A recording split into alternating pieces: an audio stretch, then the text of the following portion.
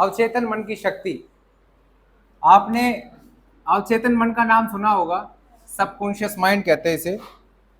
और ये एक बड़ी कमाल की किताब है, जिस किताब से मैंने बहुत सारी चीजें सीखी। ठीक है, हमारा जो पहला कंटेंट आज जो शुरू करने वाले हैं वो है, आपके भीतर बहुत बड़ा खजाना है। खजाना कहाँ है? भीतर है। बाहर दुनिया में जितने भी आपने खजाने देखे हैं वो खजाने कुछ नहीं है। जितने खजाने दिमाग के अंदर है, इंसान के अंदर है। और आज हम उन्हीं खजानों के बारे में बात करने वाले हैं। और आपके भीतर बहुत बड़ा खजाना है, ये कुछ बातों से हम पता लगाएंगे। पहली बात है इसमें इतिहास का सबसे बड़ा रहस्य है। दूसरी बात जो हम जानेंगे, आपके अवचेतन मन की अद्भुत शक्ति। तीसरी बात जो हम जानेंगे वो जानेंगे हम दो मस्तिष्क, जिसमें हम जानेंगे चेतन और अवचेतन मन। ठीक है, ये छोटा सा एक इंट्रोडक्शन है जिसको हम शुरू कर रहे हैं। इसमें करीबन टोटल इसमें 20 अध्याय हैं। कितने? 20 लेसन है इस किताब में। और ये किताब पूरे 260 पेज की है। 260 नहीं, 273 पेज की है। कितने पेज की है? और इस किताब को मैंने करीबन एक सप्ताह में पढ़ा था। करीबन एक सप्ताह में मैं अपने आप को रोक ही नहीं पा रहा था। इसमें लिखा इतना कुछ शानदार है। मैंने करीबन, जब मैंने पढ़ना स्टार्ट किया तो मैंने कैसे 50 पेज पढ़ लिए मुझे पता नहीं चला। और वो भी मैंने सिर्फ मोबाइल की स्क्रीन में पढ़ा था, मोबाइल की स्क्रीन में। और फिर मैं जब मोबाइल की स्क्रीन में पढ़ा तो मैंने इसको ऑफलाइन भी मंगाई, मतलब पेपर बुक भी मंगाई मैंने इसकी। ठीक है, आपके भीतर बहुत बड़ा खजाना है। उसे हासिल करने के लिए आपको बस अपने मन की आंखों से, अपनी मन की आंखों को खोलकर देखने की जरूरत है। जैसे ही आप अपनी आंखें बंद करते हैं तो आपको वो सभी चीजें नजर आती हैं जो आप जीवन में हासिल करना चाहते हैं। मानते नहीं मानते भाई? जैसे ही आप अपनी आंखें बंद करते हैं तो आपको अपने आप ही वो सभी चीजें दिखने लगती है जो आप जीवन में प्राप्त करना चाहते हैं। आपके भीतर नियामतों का अथाह भंडार है, जिसमें से आप सुखद, समृद्ध, आनंदमय जीवन जीने के लिए जरूरी हर एक चीज निकाल सकते हैं। आप ये समझ लीजिए, दुनिया में जितनी भी चीजें आई हैं वो दुनिया में बाद में आई है, वो सबसे पहले किसी के दिमाग में आई है। ये मार्कर ले लो, ये कैमरा ले लो, ये फोन ले लो, ये चेयर ले लो, जो भी आप दुनिया में प्रकृति से अलग कोई भी चीज आप देखते हैं तो वो दुनिया में आने से पहले किसी ना किसी के दिमाग में आई है। किसी ने उसने आंख बंद करके उस चीज के बारे में इमेजिन किया है। और जिन लोगों को ये विश्वास हो गया कि भाई जो हम सोचते हैं बस उसे हमें बाहर निकालना है, उस बाहर निकालने की प्रक्रिया में वो लग गए तो उन्होंने वो आविष्कार कर दिया। आविष्कार क्या होता है? यही तो होता है आविष्कार।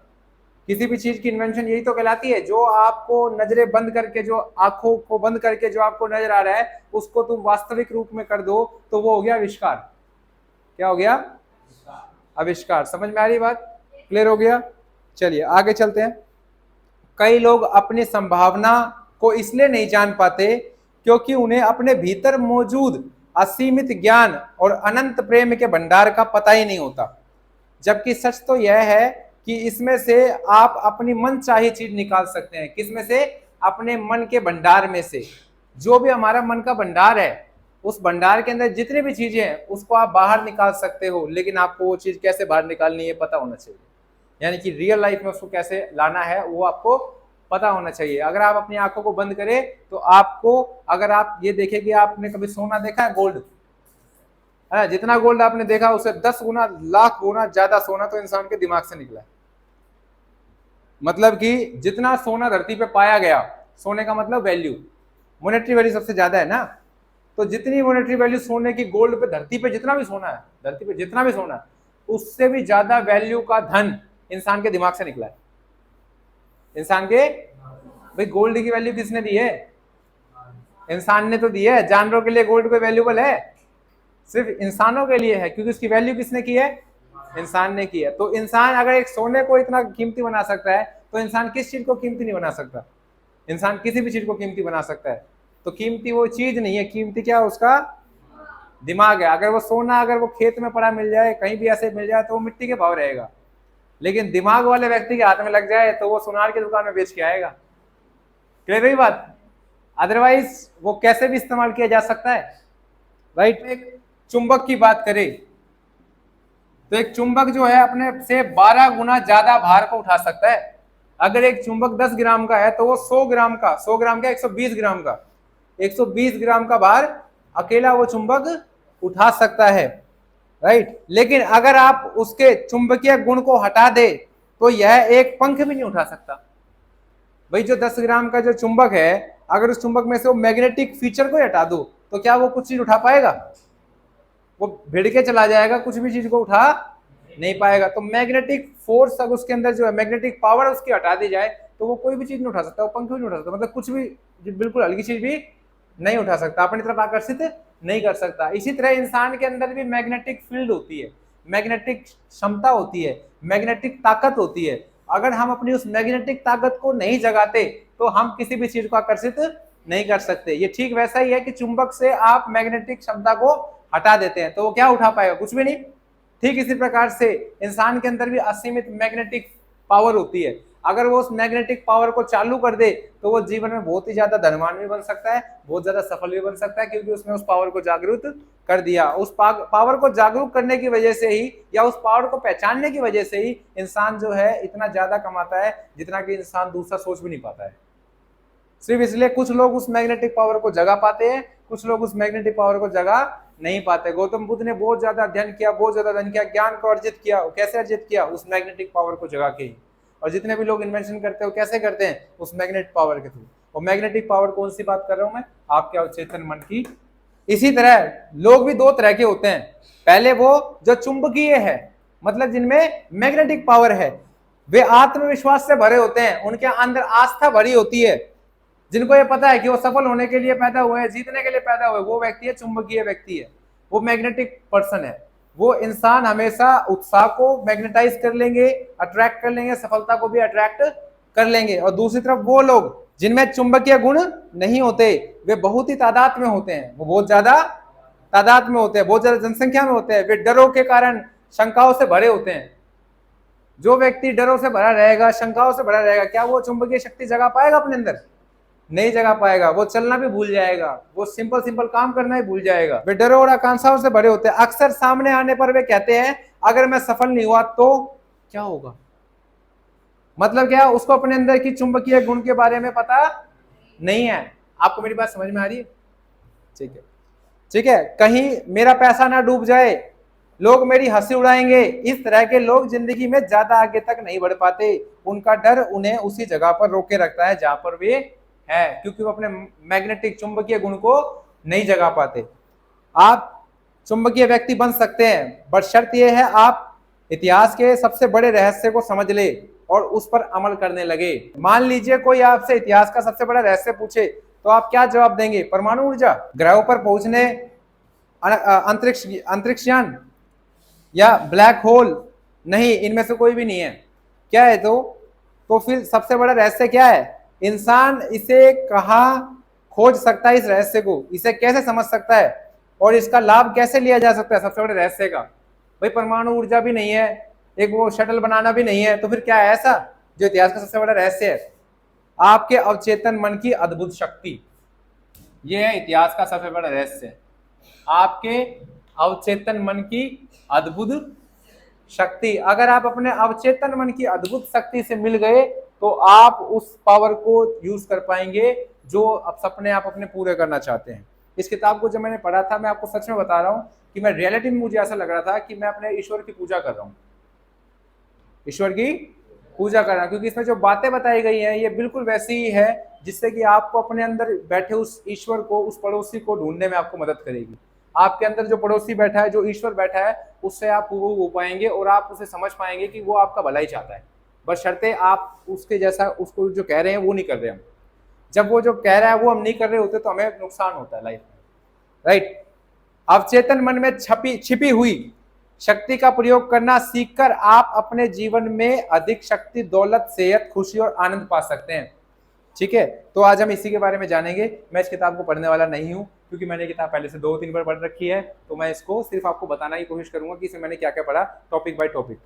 अगर आप इस किताब को पढ़ना चाहते हैं तो कोई बात नहीं, पैसे वैसे खर्च करने की जरूरत नहीं है, मेरे पास पूरी PDF है, आप मुझे बताइए, मैं आपको मैसेज पे सेंड कर दूंगा। ठीक है, फिर आप इस किताब को अपने आराम से पढ़ते रहिए। ठीक है, इस किताब को पढ़ने से जो जो लाभ मिलेगा वो इस किताब को सुनने से लाभ से दुगना होगा। ये बात मैं सच बता देता हूँ, सुनने से भी लाभ होगा, सुनने से आपको मोटिवेशन मिलेगा, गाइडेंस मिलेगी, किताब कितनी अच्छी है। जब पढ़ोगे तो और ज़्यादा डिटेल में पता चलेगा। इसमें एक एक लाइन ऐसी है जिसको मैं छोड़ नहीं सकता, लेकिन समय की कमी के कारण मुझे इन लाइनों को छोड़ना पड़ेगा। मुझे सिर्फ उन बातों पर ध्यान देना पड़ेगा जिससे कि आप इस किताब को पढ़ने के लिए ज़्यादा इच्छुक हो जाएं। ठीक है,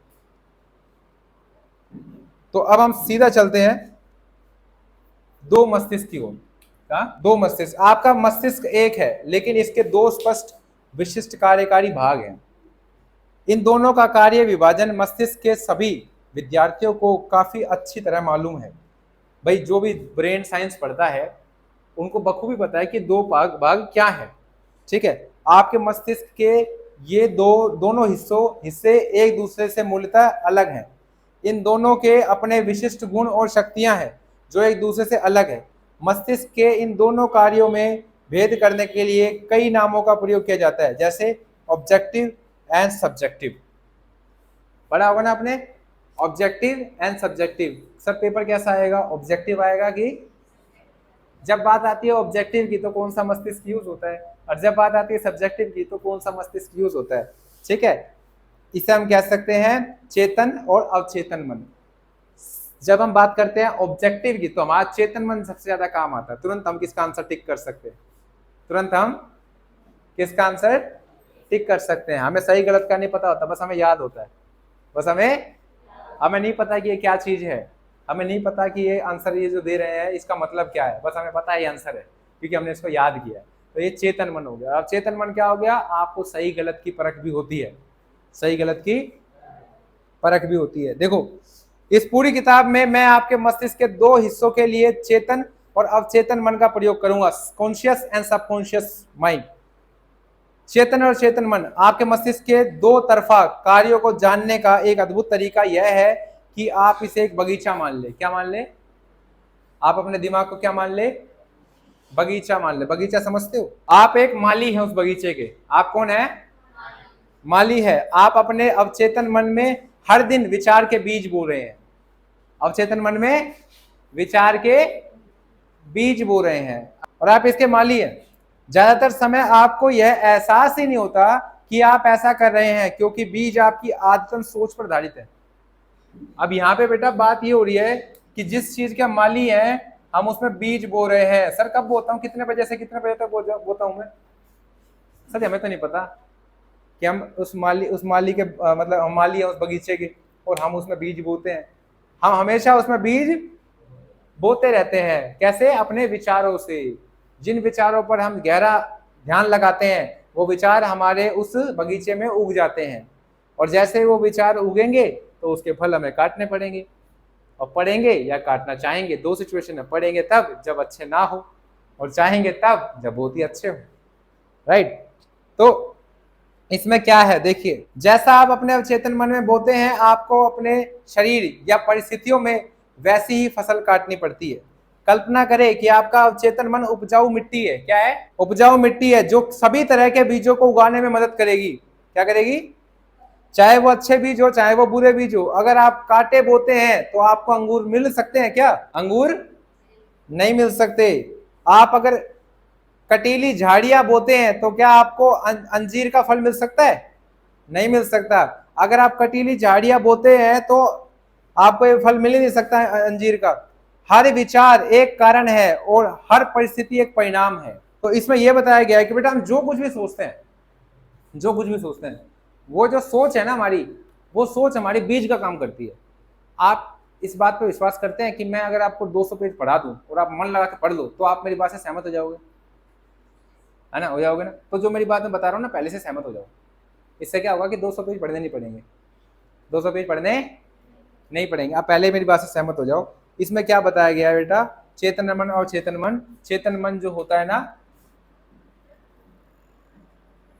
ये होता है आपका कॉन्शियस माइंड। कॉन्शियस माइंड मतलब आप चाह के जो भी करते हो। चेतन मन जो है ना, ये छोटा सा हिस्सा है दिमाग का, ज्यादा बड़ा हिस्सा नहीं है। आप ऐसे समझ लीजिए ये पूरा दिमाग है, ठीक है, और ये दिमाग का इतना हिस्सा ये है चेतन मन। क्या है? चेतन मन। मैं इसको ऐसे समझाऊंगा, मुझे पता है ना कितने बच्चे पढ़ेंगे मन से। चेतन मन है। और ये जो दिमाग का इतना हिस्सा है, ये है दरवाजा कहाँ, अवचेतन मन पे जाने का। ठीक है, और ये जो यहां से हमारे ये कान लगे हैं, यहां से हमारे पास डेटा जाता है, आइस के थ्रू डेटा जाता है चेतन मन में। इसे आप समझ लो रैम, कंप्यूटर की रैम, यानी कि इसमें डेटा चलता है। चलता मतलब प्ले होता है। क्लियर हुई बात, समझ में आई बात। और ये जो है अवचेतन मन, इसमें आप ये समझ लीजिए ये सेंटर ऑफ डेटा है। सेंटर ऑफ डेटा समझते हो, सेंटर ऑफ डेटा, यहाँ पे आप एक ह्यूमन हो, इसकी भी साइंस छुपी है। आप हिंदी बोल सकते हो, इसमें भी साइंस छुपी है। आप सुन सकते हो, इसकी भी प्रोग्रामिंग है। आप बोल सकते हो, इसकी भी प्रोग्रामिंग है। आप फील कर सकते हो, सब प्रोग्रामिंग इसी में है। ये समझ लो सारे जीव जंतुओं का विज्ञान इसी में है। ये वो असीमित भंडार है शक्ति का, जो कि ईश्वर की गोद में है। और इस भंडार से ही हम अपने अंदर विचार लेके आते हैं। और इसमें भंडार अच्छी से अच्छी चीजों के लिए भी है और बुरी से बुरी चीजों के लिए भी है। इसमें भंडार अच्छे से अच्छा भी है और बुरे से बुरा भी है, क्योंकि प्रकृति दोनों हिस्सों से बटी हुई है। भगवान शिव को हम बोलते हैं ना कि वो जब तबाही लेके आते हैं, तगड़ी लेके आते हैं, है ना। तो ये भी ईश्वर का ही एक रूप होता है। जब शांति प्रदान करनी होती है तो तबाही ही आती है स्टार्टिंग में, है ना। अर्थक्वेक आ जाता है, बड़े बड़े। तो ये सब भी साइंस है, ये भी छुपा पड़ा है। तो ये भी एक है। और जो अच्छी चीजें होती है वो भी। आप इस चीज को ऐसे समझो कि आप जो भी सोच रहे हो, आप अभी भी जो भी सोचते हो, वो सब धीरे धीरे करके यहाँ चला जाता है। और एक बार यहाँ चला गया ना, तो फिर वो उगेगा, फिर आपकी वो किस्मत बन जाएगी, वो आपका भाग्य बन जाएगा। और आप उस चीज को बदल ही नहीं पाओगे। एक बार अगर आपकी मानसिक स्थिति में जो विचार हैं वो एक बार यहाँ चले गए ना, तो फिर आप उसको नहीं बदल सकते। वो फिर आपके सामने घटित होंगे। जितने भी लोग जो नकारात्मक संगत में पढ़ते हैं, वो लोग क्या करते हैं, अपने अंदर उन नकारात्मक विचारों को जगा देते हैं। और जैसे वो नकारात्मक विचारों को जगा देते हैं, वो ज्यादा देर तक जगा देने की वजह से रैम में पूरे केवल नकारात्मक भरा रहता है। तो जब अवचेतन मन की बारी आती है डेटा तुमसे लेने की, क्योंकि अवचेतन मन ईश्वर है। अवचेतन मन कौन है? ईश्वर है। और अवचेतन मन जब आपकी बात सुनता है तो अवचेतन मन उसको पूरा कर देता है। अवचेतन मन उसको पूरा कर देता है, उसके लिए पूरी मेहनत करता है। और अगर आपके विचार बुरे हैं और अवचेतन मन आपकी बुरी चीजों को सुन लेगा, तो अवचेतन मन पूरा कर देगा उसको।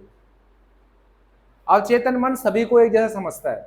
अवचेतन मन ही है जो सभी को एक जैसा बना के रखे हुए है। आप आंखों से देखते हो, है ना, आप कानों से सुनते हो, आप भी कानों से सुनते हो।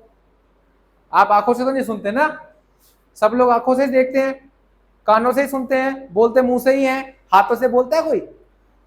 हाथों से खाना ही खाते हैं, हाथों से कोई सामान नहीं उठाते हम। चलते पैरों से ही है, सारे जीव जंतु भी पैरों से चलते हैं, है ना। मोस्ट ऑफ द केस में देख रहे हैं, देख रहे, सबके पैर होते हैं, सबकी आंखें होती है, देखने के लिए आंखें ही जरूरत है। यानी कि सबको बनाने वाली एक ही चीज है, कहीं ना कहीं बनाने वाली एक ही चीज है। प्रोग्रामिंग एक ही चीज का है। प्रोग्रामिंग जो है वो एक ही चीज है, वो हमारे अंदर ही है, वो बाहर नहीं है कहीं। उसको बाहर खोजने की जरूरत नहीं है। अगर वो अंदर नहीं होती ना तो हम होते ही नहीं। अगर हम जिंदा है इसका मतलब वो अंदर ही है। अगर हम जिंदा ही नहीं होते तो वो हमारे अंदर होते ही नहीं, वो चमत्कारी शक्ति हमारे अंदर होती नहीं। उसे ही हम अवचेतन मन कहते हैं। समझ में आ रही बात मैं क्या कह रहा हूँ? जब आप एग्जाम सेंटर में जाते हैं एग्जाम देने के लिए, और जब आप क्वेश्चन पढ़ते हैं तो आपके अंदर से आवाज आती है, ये मैंने पढ़ रखा है, कि मैंने पढ़ रखा है। ये कहाँ स्टोर होता है? ये आपके अवचेतन मन में स्टोर होता है। आपको पता है ज्ञान जो है पहले से ही अवचेतन मन में बहुत सारा, बस आपको अंदर से याद आता है। अच्छा अच्छा, ये चीज ऐसे है, ये चीज ऐसे है, ये चीज। जब पढ़ते हो तो आपको क्या होता है? क्या उसे सीखने को मिलता है? नहीं, आपको ऐसा लगता है कि याद आ रहा है सब कुछ, यार ये भी ऐसा है, ऐसा भी होता है। हाँ सही बात है, दुनिया में ऐसा ही होता है। इस चीज को मैं समझ गया का मतलब क्या होता है? अंदर जाओ उससे मैच कर लिया मैंने। कोई भी चीज आप समझ गए, उसका मतलब क्या है? अंदर जो चीज है उससे मैंने मैच कर लिया। अगर आपने उसको मैच कर लिया तो मतलब आपको समझ में आ गया। अगर आप उस चीज से मैच नहीं कर पाए तो मतलब आपको समझ में नहीं आया। मैंने आपको इंग्लिश पढ़ाई, आपको मैंने सेंटेंस बनाने सिखाए, आपने अंदर से मैच कर लिया, आपको इंग्लिश में सेंटेंस बनाने आ गए, आप बोले सब समझ में आ गया। अरे समझ में तो पहले से आ रखा था, बस आपने उसको क्या किया? कनेक्ट कर दिया। क्या कर दिया?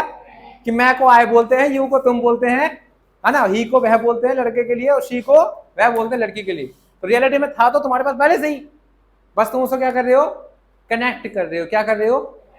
कनेक्ट कर रहे हो। समझ में आ रही बात मैं क्या कह रहा हूं? तो जितने भी लोग दुखी रहते हैं उनके पास ज्यादा दुख आता है। क्यों? क्योंकि वो अपने अवचेतन मन को क्या संदेश दे रहे हैं? दुख का संदेश दे रहे हैं। किस चीज का संकेत दे रहे हैं? दुख का संकेत दे रहे हैं। तो जब इंसान दुख के बारे में ज्यादा सोचता है, नकारात्मक चीजों के बारे में ज्यादा सोचता है, कठिनाइयों के बारे में ज्यादा सोचता है, तो वो सोच नहीं रहा है, वो प्रार्थना कर रहा है। क्या कर रहा है? क्योंकि प्रार्थना करने का सबसे अच्छा तरीका बताता हूं मैं आपको। प्रार्थना, प्रार्थना समझते हो? प्रेयर सभी धर्मों में होती है, सभी धर्मों में होती है। हिंदू धर्म हो, मुस्लिम धर्म हो, कोई भी धर्म हो, सिख हो, ईसाई हो, कोई भी धर्म हो, सभी धर्मों में प्रार्थना होती है। होती है नहीं होती? सभी में प्रार्थना होती है, अपने अपने तरीके से प्रार्थना होती है। मोस्ट ऑफ द केस में आंखें बंद करके करते हैं। क्यों? क्योंकि वो अंदर से हम प्रार्थना कर रहे हो, तो अंदर ही खोज चल रही थी हमारी। समझ में आ रही बात? तो जब हम बात करते हैं प्रार्थना की, प्रार्थना करने का तरीका क्या है? प्रार्थना करने का तरीका बता रहा हूं, आप उस तरीके को जानोगे ना तो आप समझ जाओगे सर आप जो कह रहे हो बिल्कुल सही बात है।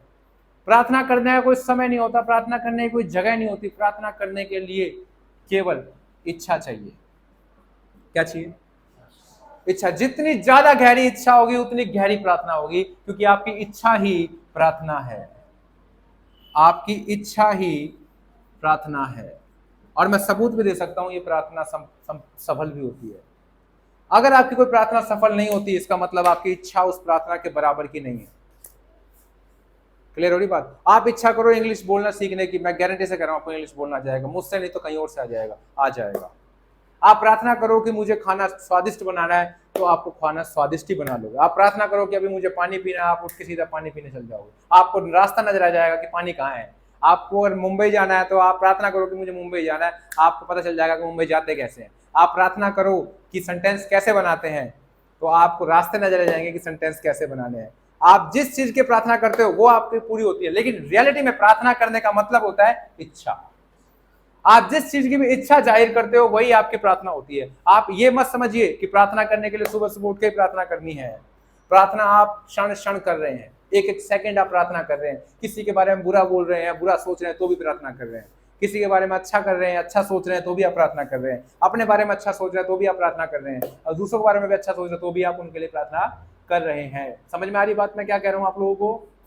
क्लियर हो रही है? आपकी इच्छा ही प्रार्थना है। जो भी आप इच्छा रखते हैं या फिर आप कोई भी बुरी बात के बारे में सोचते हैं, तो वो बात के बारे में केवल सोच नहीं रही, वो आपके सबकॉन्शियस माइंड में जा रहा है, कॉन्शियस माइंड के थ्रू सबकॉन्शियस माइंड में जा रहा है। तो अभी तक आप ये समझ लीजिए दुनिया में जितने भी लोग दुखी हैं वो सिर्फ और सिर्फ प्रार्थना की वजह से हैं। वो गलत प्रार्थना करते हैं, वो अपने बारे में गलत सोचते हैं, वो दूसरों के बारे में गलत सोचते हैं, वो अपनी मुसीबतों के बारे में इतना खो जाते हैं कि वो खोने की वजह से वो चीजें उसकी प्रार्थना बन के बार बार उसी से रिपीट करवाती रहती है। क्लियर होगी बात? समझ में आ गया? तो जितने भी लोग संघर्ष कर रहे हैं वो संघर्ष निरंतर करते रहेंगे। क्यों? क्योंकि वो प्रार्थना ही जाने अनजाने में संघर्ष की कर रहे हैं। वो 5 मिनट तो ईश्वर के सामने बैठेंगे, बोलेंगे भगवान मुझे माफ कर दे, मुझे सुख समृद्धि प्रोवाइड करो, मुझे सफलता दिलाओ, मुझे इस दुखों से निकालो। लेकिन 95% टाइम में तो वो प्रार्थना सिर्फ और सिर्फ मुसीबतों की करते हैं। दूसरों से कहते हैं मैं बड़ा परेशान हूं, मैं बड़ा दुखी हूं, मेरे से बड़ा कोई नहीं है, मेरे से बड़ा दुखी इंसान धरती पे कोई नहीं है। वो कहते हैं कि मैं कुछ नहीं कर सकता जीवन में, पता नहीं मैं कुछ कर पाऊंगा या नहीं कर पाऊंगा। आप सबसे बड़ी प्रार्थना तो ये कर रहे हैं कि जब आप डाउट रखते हैं अपने अंदर ही, जब आप अपने अंदर डाउट रखते हैं तो अवचेतन मन भी कंफ्यूज जाता है, चाहता क्या है। एक दिन तो 5 मिनट आके कहता है कि मुझे सुख समृद्धि दो, मुझे आगे बढ़ाओ, मेरे लिए सफलता लेके आओ, भगवान मुझे धन दे, दौलत दे, सुख समृद्धि दे। और 95% टाइम पे तो एक परेशानी की प्रार्थना करता रहता है, तो मैं करूँ क्या इसके लिए। आपका अवचेतन मन ये कंफ्यूज हो जाता है। जब आपका अवचेतन मन कंफ्यूज हो जाता है तो आपके अंदर नई नई बीमारियां पैदा होने लगती है। आपको डायबिटीज होने लगती है, आपको हार्ट अटैक की बीमारी आ सकती है, आपको बीपी हो सकता है, आपको तरह तरह की बीमारियां हो सकती है, आपका पेट खराब हो सकता है, सर खराब हो सकता है, शरीर खराब हो सकता है, आपको तरह तरह की बीमारियां आने लगती है। क्यों आती है उसके बारे में मैं आपको बताऊंगा। एक्चुअली मेरे पास अभी बहुत सारा डेटा आ रहा है, इस किताब से पढ़ा हुआ, वो मेरे दिमाग में अवचेतन मन से ही आ रहा है। मैं इस चीज के लिए तभी ज्यादा उत्सुक हूं। आप जो भी प्रार्थना करते हैं ना बेटा, आप प्रार्थना को पूरा होने से रोक नहीं सकते अगर आपकी प्रार्थना गहरी है। जितनी ज्यादा गहरी प्रार्थना करेंगे उतनी ज्यादा उस प्रार्थना को होने की संभावना बढ़ जाती है। मैं आपको बताता हूं, एक कहानी भी इसमें बहुत सारी बताऊंगा। खजाना आपके भीतर है, खजाना आपके भीतर है। अपनी दिली इच्छा का जवाब भीतर खोजें, इसको लिखना है। खजाना आपके भीतर है, अपने दिली इच्छा का जवाब भीतर खोजें। कहां खोजे? मैं परेशान हूं, बहुत ज्यादा परेशान हूं, मैं बहुत ज्यादा परेशान हूं, दुनिया से कह रहा हूं भाई मैं बहुत परेशान हूं, भाई मैं इतना परेशान। अरे भाई तू दुनिया से पूछे, दुनिया तो जवाब देगी। अपने आप से पूछो कि मैं परेशान क्यों हूं, परेशानी का कारण क्या है। ईमानदारी से पूछो, अपने बैठे अंदर पड़ोसी से पूछो, ईश्वर से पूछो कि मैं परेशान क्यों हूं। मैं परेशान इसलिए हूं क्योंकि मैं आलसी हूं। अंदर से आवाज आएगी। अगर तुम उस बात को मान लोगे तो तुम्हारा अवचेतन मन हो जाएगा तुम पे मेहरबान, तुम पे खुश कि वाह कितनी अच्छी बात है, तेरे लिए तो एक रास्ते खोलता हूं मैं। और तुम उस बात को इग्नोर कर दोगे, नहीं ऐसा तो नहीं है, तो फिर दिक्कत ही दिक्कत चलती रहेगी। तुम्हें मत मान बात, करता रहे। तो जो भी लोग खजाने को खोजते हैं वो खजाने को भीतर खोजते हैं, ठीक है। मैं एक सफल व्यक्ति बनना चाहता हूं, इसका जवाब कहां है? बाहर है? कोई बाहर वाला व्यक्ति मुझे बनाएगा? मेरे अंदर स्वयं है। जब तक मैं अपने अंदर से उस चीज को नहीं खोजूंगा तब तक मुझे रास्ता नजर नहीं आएगा। दूसरे मुझे भले ही सही रास्ता दिखा रहे हो, मेरी आंखें आंधी हो जाएंगी और मैं उस रास्ते पे नहीं चलूंगा जब तक कि मुझे नहीं दिखेगा। क्लियर हो रही बात मैं क्या कह रहा हूं? आपको मैं भले ही 10 तरीके बता दूं लाइफ में आगे बढ़ने के, लेकिन आप बिल्कुल नहीं बढ़ पाएंगे, क्योंकि आपको अपने अंदर वो तरीके खोजने होंगे। मैं आपको कितनी अच्छी अच्छी बातें बता लूं, आपके बिल्कुल लागू नहीं हो पाएगी, क्योंकि आपको वो चीजें अंदर से खोजनी है। जितने भी लोग सफल हैं वो सिर्फ अपने अंदर के गुण की वजह से सफल है, वो अंदर से उस चीज को रिलेट कर पाते हैं, वो अपने अवचेतन मन से उसमें ढूंढ पाते हैं। क्लियर हुई बात? आप चाह के किसी से इज्जत नहीं करवा सकते, चाह के आप किसी को मेहनती नहीं बना सकते, चाह के आप बुद्धिमान नहीं बना सकते, चाह के आप मैथमेटिशियन नहीं बना सकते, चाह के आप एक अच्छे इंग्लिश स्पीकर भी नहीं बना सकते। सब कुछ डिपेंड करता है उस व्यक्ति के खुद के ऊपर, क्या वो खुद अपने अंदर उस चीज को खोजता है। जो तुम बनने के लिए यहाँ पे आए हो, क्या तुम अपने अंदर उस चीज को खोजते हो? अगर तुम उस चीज को अपने अंदर खोजते हो तो मैं केवल बताऊंगा और आप दौड़ के उस काम के लिए चलोगे। अगर तुम उस चीज को अपने अंदर खोज ही नहीं पा रहे तो आपको मैं कितने ही कदम चलवा लूं, आसान से आसान भी, वो भी आपको ऐसे लगेगा कि सर ये तो बहुत मुश्किल है, ये नहीं हो पाएगा मुझसे। क्लियर हो रही बात मैं क्या कह रहा हूं?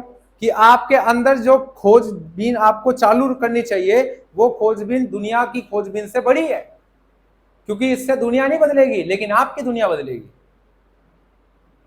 अपनी दुनिया बदलनी है तो खोज अपने अंदर करनी होगी, दूसरों की दुनिया बदलनी है तो खोज उनके दूसरों के अंदर करनी पड़ेगी, दूसरों को बताना पड़ेगा तुम अपने अंदर खोजो। लाइन समझ में आ गई है? क्लियर हो गया? दूसरी चीज, सभी युगों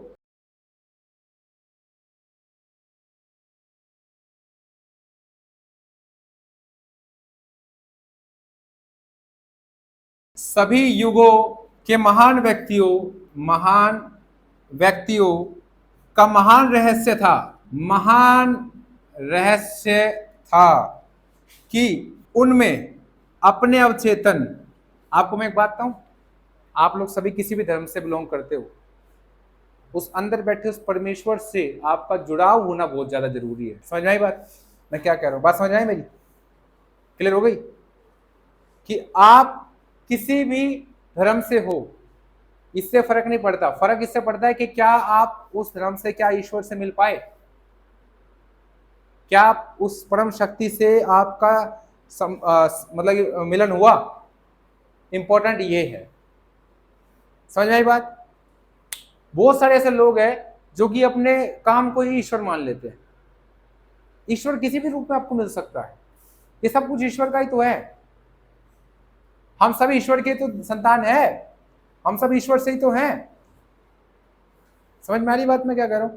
मतलब आप अपने रिलीजन्स में आप देख सकते हो, जो भी आपके ईश्वर हैं उनको आप मान सकते हैं, ठीक है। मैं इस तरीके से समझाने की कोशिश कर रहा हूं आपको कि हमारा जो ईश्वर है वो हमारे अंदर ही है और सबका एक जैसा ही है, इसलिए तो आंखों से देखते हैं हम। इतने सारे एग्जाम्पल मैंने दिए आप लोगों को, है ना। अब देखो इसमें क्या है, सभी युगों के महान व्यक्तियों का महान रहस्य था कि उनमें अपने अवचेतन मन की शक्तियों से संपर्क करने और उन्हें मुक्त करने की प्रतिभा थी। आप भी ऐसा कर सकते हैं, आप भी ऐसा कर सकते हैं। अच्छा, मेरी बात जो है ना एज ए टीचर ही समझना है। मैं आपका टीचर हूं, इसलिए मैं आपको ये सारी बातें बता रहा हूं, क्योंकि मैं ये मान रहा हूं कि आप लोग बहुत सारे, मैं ही बैठा हूं तो मैं अपने आप को बता रहा हूं, तो मैं अपने आप को कोई भी चीज गलत नहीं बताऊंगा। भाई इंसान अपने आप को गलत बताएगा फिर तो सबसे बड़ा धोखेबाज है ना।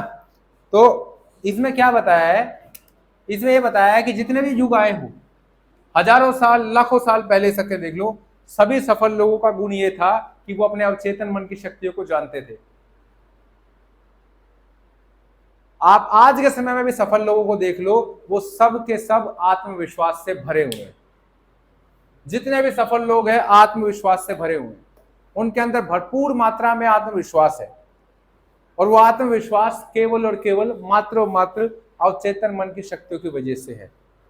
उनको कुछ ऐसा पता है जो दूसरे लोग नहीं जानते, वो राह से भटक नहीं सकते क्योंकि उन्हें राह मिल गई है। क्लियर हुई बात? और जितने भी लोग जिनके अंदर कॉन्फिडेंस नहीं है, उनको खुद पे विश्वास नहीं है, क्योंकि वो अपने अंदर बैठे उस शक्ति को पहचान नहीं पा रहे, उस चुंबकीय गुण को पहचान नहीं पा रहे। क्लियर होगी बात?